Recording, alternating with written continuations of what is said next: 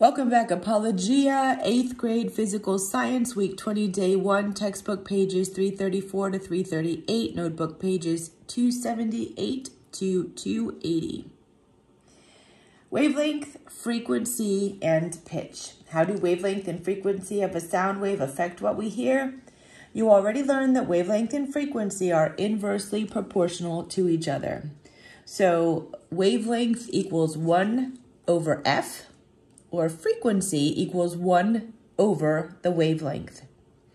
When wavelength is large, frequency is small. And when wavelength is small, frequency is large.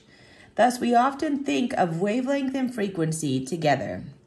All right, so we're going to perform experiment 9.4, wavelength and sound in class. Essentially, we're going to be blowing over the glass bottle to see the different sounds that we get as we fill the bottle with different amounts of water. All right. So what was the difference in the sounds you produced with the bottle? The sound should have essentially the same volume in each case. The difference should have been in the pitch of the sound that you heard. Pitch is defined as an indication of how high or low a sound is, which is primarily determined by the frequency of the sound wave. The terms high and low in this definition do not refer to volume. Instead, they refer to like the musical scale. When the bottle was empty, the sound produced should have been deep and low, much like the low notes a singer would sing. When the bottle was nearly full, the sound produced should have been higher and more shrill, like the high notes a singer would sing. The less water the bottle had in it, the lower the sound should have become. So why was there a difference in pitch? Well, when you blew across the top of the bottle, you moved air around inside the bottle. The air began traveling up and down in the bottle in response to how you were blowing. Since you blew at a reasonably constant rate, air began traveling up and down in the bottle, forming a wave. The wavelength of the wave produced was determined by how far the air could travel up and down the bottle. When the bottle was empty, the air could travel all the way to the bottom of the bottle. Thus, you produced sound waves with a long wavelength. When the bottle had a lot of water in it, there wasn't much distance over which air could travel. As a result, the waves produced had a short wavelength. The experiment then demonstrates that sound waves with a long wavelength have a low pitch, while sounds with a short wavelength have a high pitch. Remember, wavelength and frequency are inversely proportional to one another, and this means that sound waves with long wavelengths have low frequencies and low pitch. Sound waves with short wavelengths have high frequencies and high pitch. This is something you have to remember. Sound waves with low pitch have low frequency. Sound waves with high pitch have high frequency. Look at the tubular bells in figure 920. They're also called chimes. These bells are a percussion instrument made of pipes. Each pipe is a different length. When struck with a mallet, the pipe oscillates and the vibrations travel through the air and hit your ear. The length of the pipe determines the frequency of the sound wave.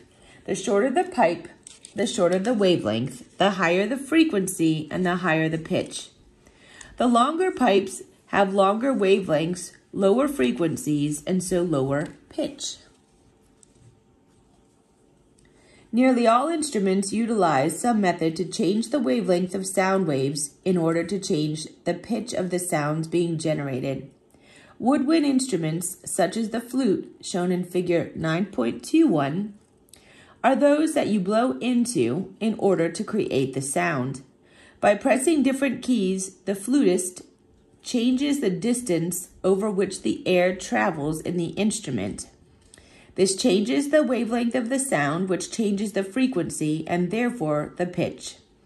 Even stringed instruments do this, but just in a very slightly different way. A stringed instrument, like a guitar, has a series of strings. When the string is plucked, it begins to vibrate. This causes the string to push air back and forth, making a sound wave. If you watch a guitar player, he or she will change the length of the string that is plucked by holding the string down at different positions along the neck of the guitar. Since the length of the string that vibrates changes, the wavelength of the sound produced changes. This changes the pitch of the sound. Now, it is important to realize that what scientists call sound is not necessarily what people think of when they hear the word sound. Most people think of sound as what people hear. Scientists, however, think of sound simply as waves in the air. As a result, there are plenty of sounds that we do not hear. Remember, what we hear as sound is actually a result of the signals sent from the cochlea to the brain. We do not hear the waves themselves. The signals made by the cochlea transmit the frequency of the sound of the wave to the brain, and then the brain interprets this as pitch. The human ear, though elegantly designed, cannot detect all frequencies of waves in the air. In general, human ears are sensitive to waves with frequencies between 20 Hz and 20,000 Hz. Longitudinal waves with these frequencies are called sonic waves. The musical notes with which we are most familiar have frequencies in the range of several hundred hertz. Middle C, for example, has a frequency of 264 hertz. Waves with frequencies higher than 20,000 hertz are called ultrasonic waves. And waves with frequencies below 20 hertz are called infrasonic waves. The only difference between these waves is their frequencies. Nevertheless, only sonic waves produce what most people call sound. Some animals, however, can hear waves that are not sonic. Bats, for example, can hear sounds with frequencies up to 100,000 hertz, while cats can hear sounds with frequencies up to 40,000 hertz. Whales and elephants, on the other hand, can hear infrasonic waves.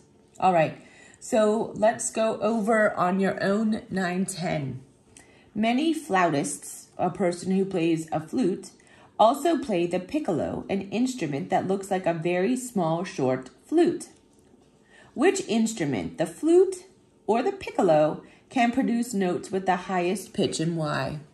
All right, so a high pitch means a high frequency. Waves with a high frequency have a short wavelength. Remember, they're inversely proportional. In general, then, the shorter the wind instrument, the higher the pitch. Therefore, the piccolo produces the notes with the highest pitches. And 9.11, are the wavelengths of ultrasonic waves shorter or longer than the waves of wavelengths of sonic waves? All right, ultrasonic waves have a higher frequency than sonic waves. This means they have shorter, smaller wavelengths. Again, frequency and wavelength are inversely proportional.